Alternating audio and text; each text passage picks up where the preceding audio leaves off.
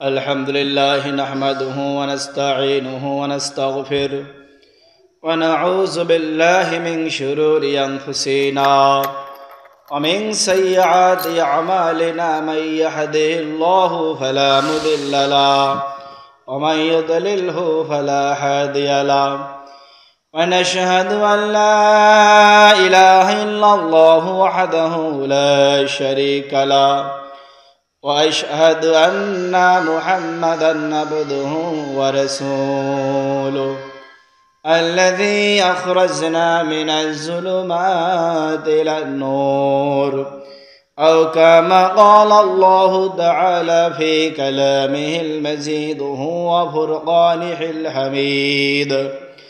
أعوذ بالله من الشيطان الرجيم. بسم الله الرحمن الرحيم.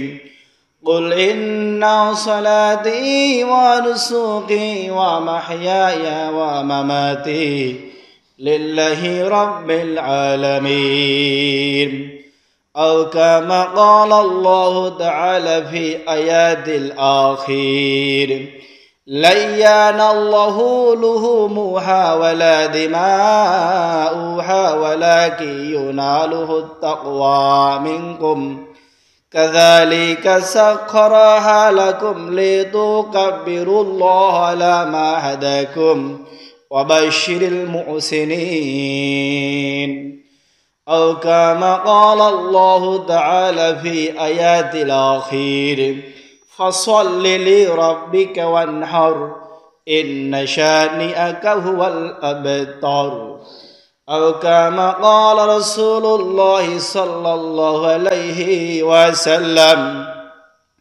ما هذه الأضاحي يا رسول الله قال سنة أبيكم إبراهيم الحمد لله যে আল্লাহ তাআলা রব্বুল আলামিন আমাদের সবাইকে জিলহজ মাসের ৭ তারিখ জুমার দিন তার পবিত্র ঘরে আসার তৌফিক দিয়েছেন।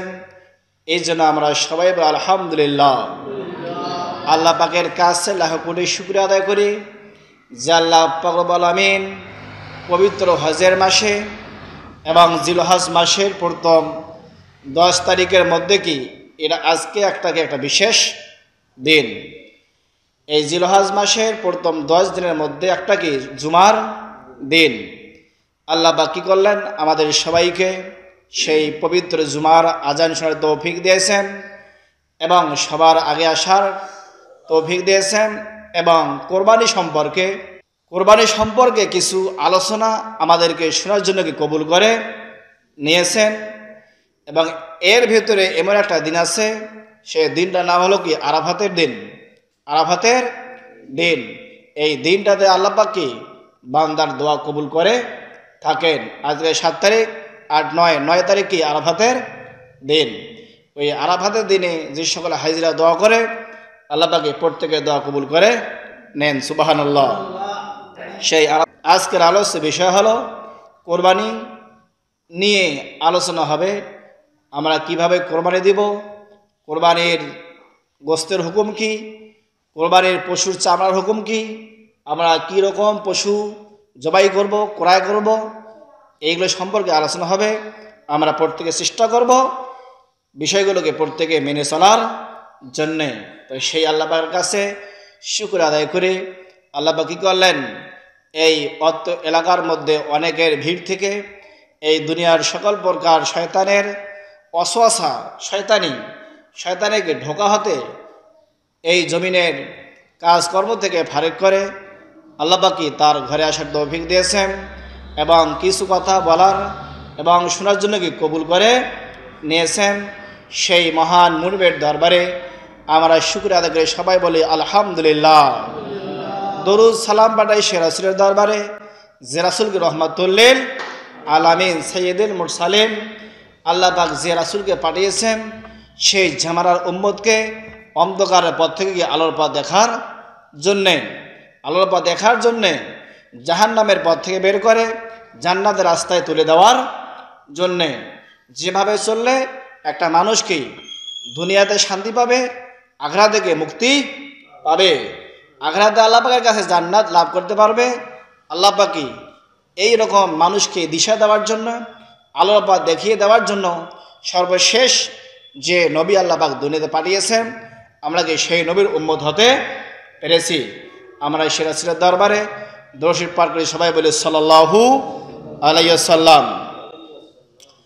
যে প্রত্যেক বছর হজরত ইব্রাহিম এবং হজরত ইসমাইল আলাইহিস সালাম এর স্মৃতি বিচারক নামক যে ইবাদতটা আছে কোরবানি, এই কোরবানির মাধ্যমে কি আমরা আল্লাহ পাকের নৈকট্য হাসিল করতে পারি। এটা একটা কি হজরত ইব্রাহিম এবং ইসমাইল আলাইহিস সালামের একটা কি স্মৃতি হিসাবে, সুন্নাহ হিসাবে, ইবাদত হিসাবে আমরা কি করি, আল্লাহ পাক সেই ইবাদত করা অনেক উপর কি ওয়াজিব করে দিয়েছেন। আমরা এটা কি প্রত্যেক বছরেই কি এটা আদায় করে থাকি। এটা একটা কি অর্থনৈতিক একটা কি ইবাদত। আল্লাহ পাক যাদেরকে ধন সম্পদ দিয়েছেন তাদের উপর কি এই কোরবানি করা ওয়াজিব করে দিয়েছেন। কিন্তু যাদের ধন সম্পদ আল্লাহ পাক যাদেরকে দেয় নেই, যদি তারাও ইচ্ছা করে তারাও কি কোরবানি দিতে পারবে, কোনো সমস্যা নাই।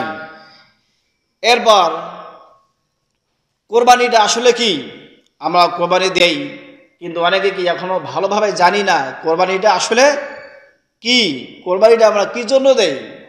অনেকে আছে যে সমাজে মান সম্মান রক্ষার জন্যে, আল্লাহ পাক কি আমাকে অনেক ধন সম্পদ দিয়েছেন, যদি আর কোরবানি না দেই তাহলে সমাজের মানুষ কি বলবে, আমার কি স্ট্যাটাস নষ্ট হয়ে যাবে, এরকম মনে করে কি কোরবানি দেয়। কিন্তু এইরকম মনে করা যাবে, এইরকম কখনো মনে করা যাবে না। আল্লাহ পাক এইরকম করতে নিষেধ করেছেন, রাসূল নিষেধ করেছেন যে তোমরা নিয়ত করবে কি একমাত্র আল্লাহকে খুশি করার জন্যে, দুনিয়ার কোনো মানুষকে দেখার উদ্দেশ্যে তোমরা কি করবে না, কোরবানি করবে না, আল্লাহকে ভয় করে। কারণ আল্লাহ এই কোরবানির মাধ্যমে তোমাদের তাকওয়া, তোমাদের ঈমান, তোমাদের খোদাভীরু পরীক্ষা করে থাকেন। লা ইয়ানাল্লাহু লুহুমুহা ওয়ালা দিমাউহা ওয়ালাকি ইয়ানালু তাকওয়া মিনকুম। আল্লাহ পাক তোমাদের কোরবানির গোশত নেবেন, তোমাদের কোরবানির জন্তুর গোশত নেবেন না, রক্ত নেবেন না, চামড়াও নেবেন না, কিন্তু আল্লাহ পাক কি নেবেন, মিনকুমুত তাকওয়া। আল্লাহ পাক তোমাদের তাকওয়া দেখবেন, আল্লাহ পাক তোমাদের খোদাভীরু পরীক্ষা করবেন, তোমাদের তাকওয়া আল্লাহ পাক গ্রহণ করবেন। আমরা প্রত্যেকে চেষ্টা করব, আমরা কোরবানি করব একমাত্র আল্লাহ পাক রব্বুল আলামিনকে খুশি করার জন্যে, দুনিয়ার কোনো মানুষকে দেখানোর উদ্দেশ্যে নয়। তাহলে কোরবানিটা কি? কোরবানিটা হলো কি আজহিয়া, উজহিয়া, ইজহিয়া, এটা আরবি শব্দ। এর অর্থ হলো কি কোরবানি, জাবেহ করা, আল্লাহর নৈকট্য লাভ করা। যা কোরবানির দিনসমূহে যে পশুগুলো কি জাবেহ করা হয়, নির্দিষ্ট যে পশুটা কি জাবেহ করা হয়। এই কোরবানির শব্দ অর্থ হলো কি যে ঈদুল আজহার দিন যাহা জাবেহ করা হয়, অর্থাৎ আল্লাহর নৈকট্য লাভের জন্যে ঈদুল আজহার দিনে বা কোরবানির দিনসমূহে নির্দিষ্ট যে প্রাণীটা কি জাবেহ করা হয়, এটা কি কোরবানি, এটাই কোরবানি। এটা হলো কি আবিধানিক অর্থ। যে পারিভাষিক অর্থটা হলো কি, পারিভাষিক অর্থটা হলো যে কোরবানির দিনসমূহের মধ্যে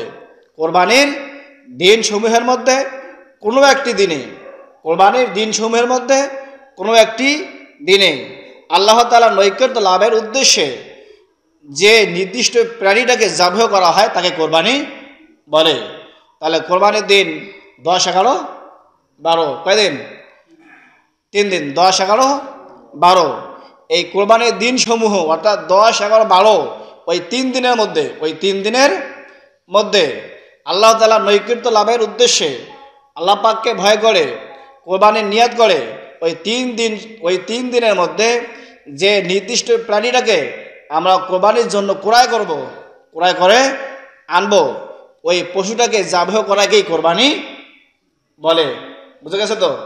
এখন অন্য কোনো উদ্দেশ্যে যদি আমরা জবাহ করি, অনেকে বিবাহের অনুষ্ঠানে জবাহ করে, এটা কোরবানি হবে? এটা কিন্তু এই কোরবানি হবে না। ওটা কিন্তু এমনিতে দাওয়াতের জন্যে মানুষকে আপ্যায়ন করার জন্য কি এটা জবাই করা হবে। কিন্তু আমরা আগে থেকেই যে পশুটা কোরবানির উদ্দেশ্যে কিনবো, কিনে রাখবো, ওই জন্তুটাকে, ওই পশুটাকে আমরা 3 দিনের ভিতরে নিয়াত করে যে জবাই করবো, এটাই হবে কি, এটা কি বলা হয় কোরবানি। এটাই কি কোরবানি। আর এইরকম নিয়াত ছাড়া অন্য কোনো নিয়াত উদ্দেশ্য করে আমরা যে জবাই করি, এটা কোরবানি হবে না, এটা অন্য উদ্দেশ্যে চলে যাবে। ইনশাল্লাহ আমরা বুঝতে পেরেছি তাহলে কি কোরবানি কাকে বলে।